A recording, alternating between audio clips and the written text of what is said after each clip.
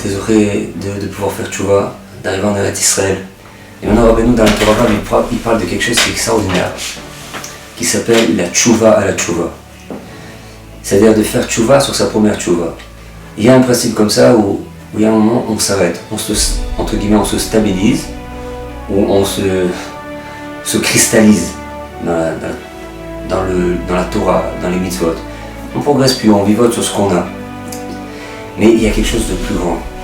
Il y a quelque chose de plus grand parce que ça ne s'appelle pas faire tchouva al tchouva. La tchouva al tchouva, c'est quand je vais me remettre en question par rapport à comment j'ai matérialisé ma perception de la chaîne.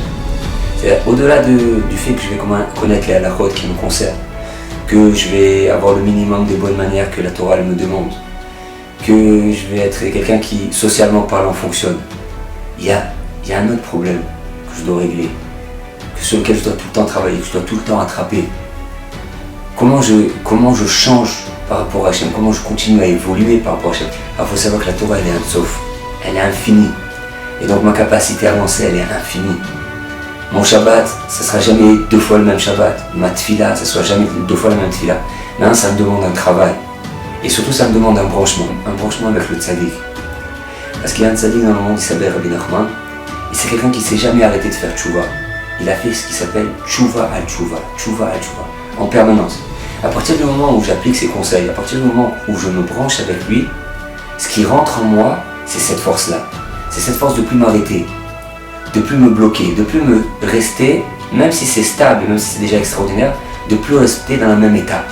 Il rentre en moi cette envie de changer et de me bonifier en permanence. Et ça s'appelle faire tchouva al tchouva. Il faut juste que j'attrape ce tzaddik, il faut juste que j'attrape ses conseils, que j'aille avec ses livres, que j'aille avec cette filote, pour pouvoir vivre une vie qui ne sera jamais 2 fois la même. Un moment qui ne sera jamais une multiplication ou une photocopie de ce que j'ai vu. Alors la vie, elle devient extrêmement intéressante.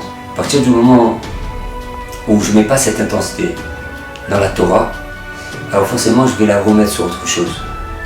Je vais la répartir sur des choses de moins grande importance. Et ça c'est dommage. Sache que dans la Torah, il y a un bonheur, il y a une grandeur, il y a une communication, il y a une force, il y a une vérité, il y a une vitalité qui est telle qu'on peut voir après que tout le reste c'est secondaire. Et ça s'appelle faire tchouva al tchouva. Alors voilà, qu'on soit zoché de faire grandir le nom d'Hachem.